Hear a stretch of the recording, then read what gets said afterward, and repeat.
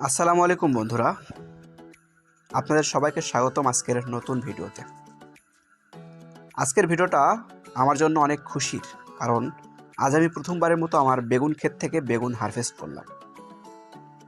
আপনারা জানেন যে এই বেগুনের একেবারে চারা রোপণ, মালচিং বিছানো থেকে শুরু করে জমি চাষ, সার প্রয়োগ, মানে সব কিছুই আমার এই বাংলার চাষি ইউটিউব চ্যানেলে আমি আপনাদের দেখানোর চেষ্টা করেছি।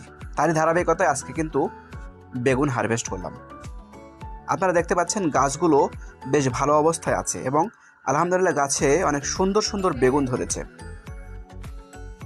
এই বেগুন গাছগুলো আমি কিছুদিন আগে রোপণ করেছিলাম এবং নিয়মিত পরিচর্যা করেছি, সময় মতো পানি সেচ দেওয়া, সার দেওয়া এবং পোকামাকড় দমন করার চেষ্টা করেছি। তারই ফল আজকে হাতে পেলাম প্রথম ফসল হিসাবে। একটা কৃষকের জন্য নিজের জমি থেকে প্রথম ফল তোলা সত্যিই অনেক আনন্দের বিষয়। আপনারা দেখতেই পাচ্ছেন বেগুনগুলো বেশ টাটকা এবং বড় সাইজের এবং দেখতে অনেক সুন্দর হয়েছে। আমি আশা করছি সামনে আরও ভালো ফলন পাবো ইনশাআল্লাহ। আপনারা যদি বেগুন চাষ করেন তাহলে নিয়মিত গাছের যত্ন নিন এবং সঠিক সময়ে সার ও স্প্রে করুন, তাহলেই ভালো ফলন পাওয়া সম্ভব।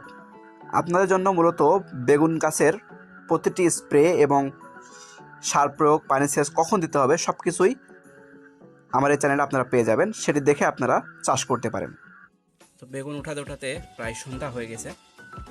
সন্ধ্যার পরে এই যে কালকে সকালে এটা বাজারে নিয়ে যাওয়া হবে।